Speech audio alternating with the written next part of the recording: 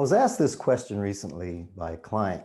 They asked me, how can I change my spouse? I'm going to share 3 ideas on this subject, and hopefully at the end, you'll have the answer. First of all, the obvious answer is you can change your spouse simply by divorcing them.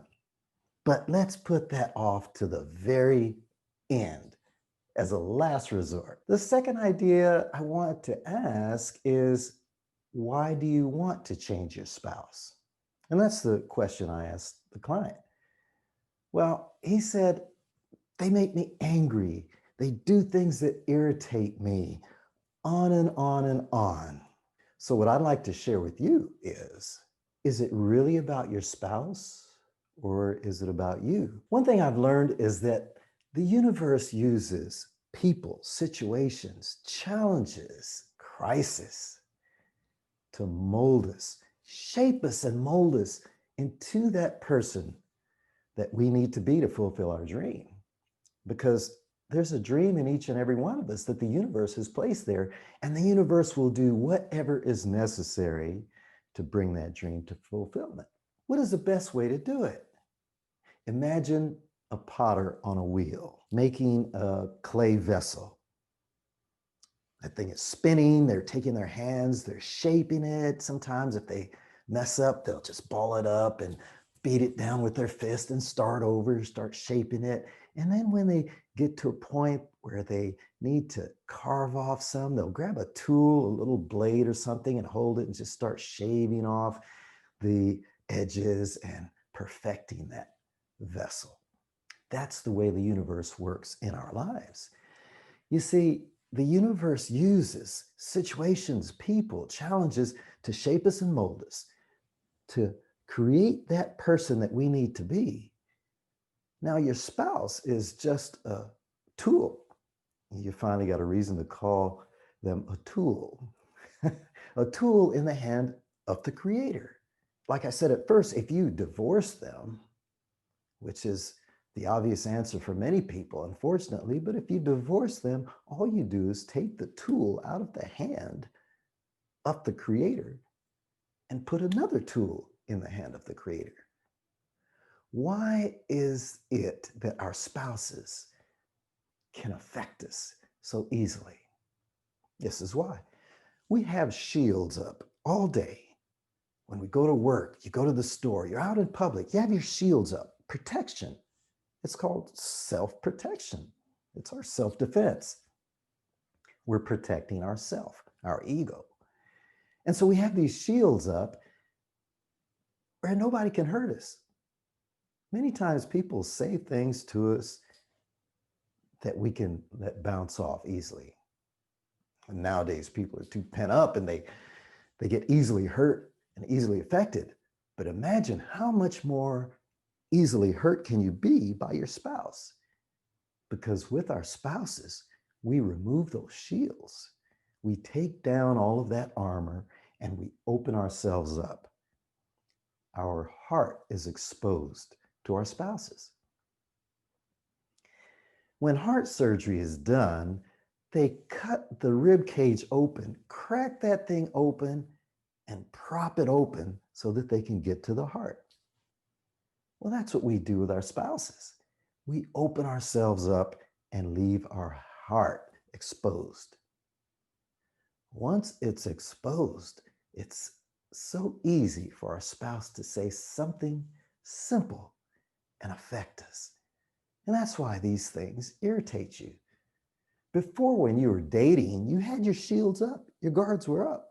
So they did the same thing. They haven't really changed. They were doing the same thing, but it didn't affect you. Now that you've become intimate and you've opened your heart up to them, now those things are affecting you. But it's a good thing, because the goal in life for us is to be where things will affect us, like I always tell my wife, like water on a duck's back. Imagine going through life being unaffected by situations. Things happen all around you and they don't bother you.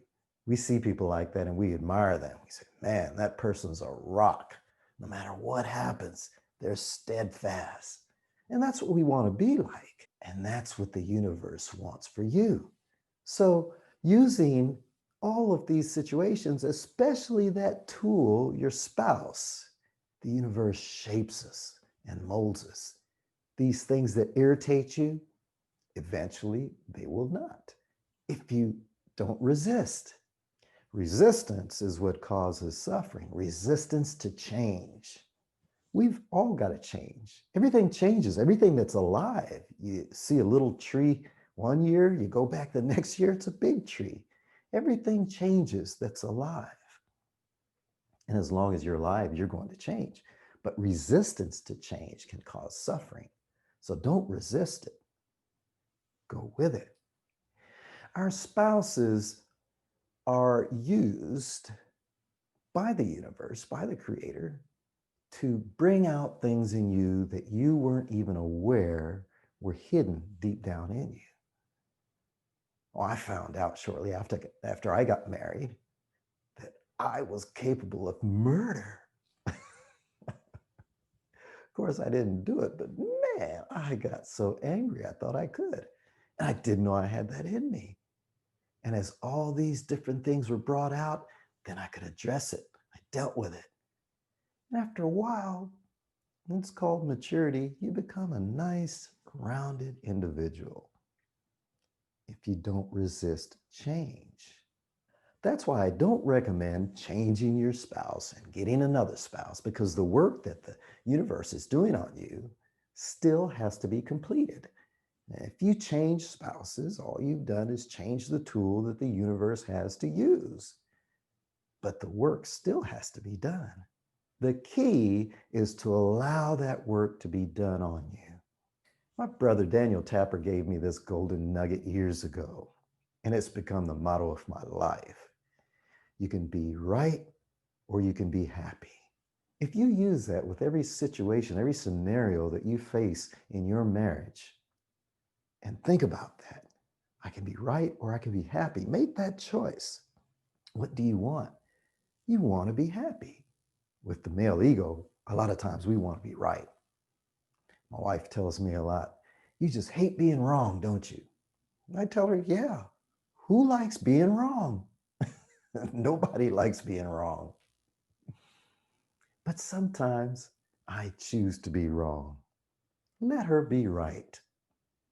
Doesn't cost me anything, but it can bring happiness. If it brings about a situation where both of you can win. Now, I'm not talking about critical situations. If she's getting ready to drink cyanide and you have a debate, is that cyanide? Yeah, you have to be right then. But if this is a debate about, is that piece of chocolate, is that candy or is it X-Lax? Go ahead and be wrong. A couple hours later, you're beating on the bathroom door and say, you know what? I guess I was right. That was X-Lax. You can be right or you can be happy. Choose to be happy. The third idea I want to share is how we can actually influence our spouse. If you do want change in certain areas, there is a way to do it. My wife does this to me and it's ingenious. And it's a technique that I've taught for years. I didn't share it with her, but it's something that she already uses in her life. It goes back to when we were children. When your little baby took one step, what did you do?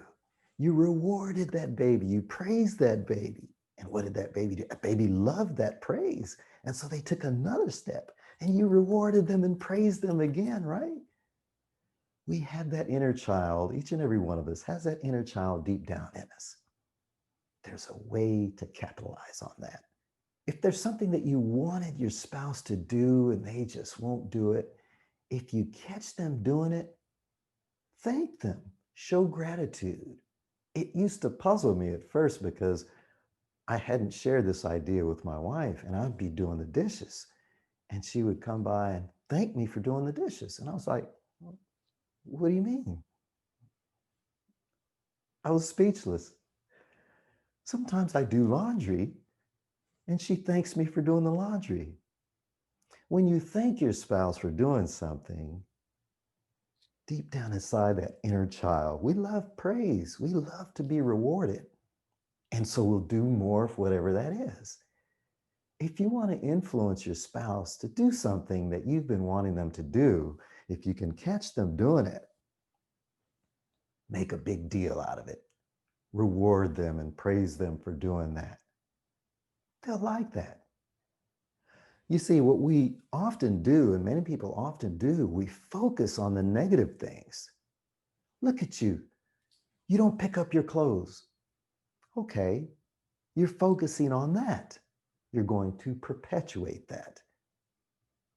Wait for the time that they pick up their clothes and make a big deal about that. So it's just like leading that little child. They took one step at a time. Say, come on, keep coming, keep coming, keep coming. You're leading them in the direction you want them to go. So with reward and praise, you can lead your spouse in the direction you want them to go as well. Instead of focusing on the negative and making a big deal about what they don't do, focus on the positive and make a big deal about things that they will do and that they do. Go ahead and try it. Let me know how it works. Thank you for listening.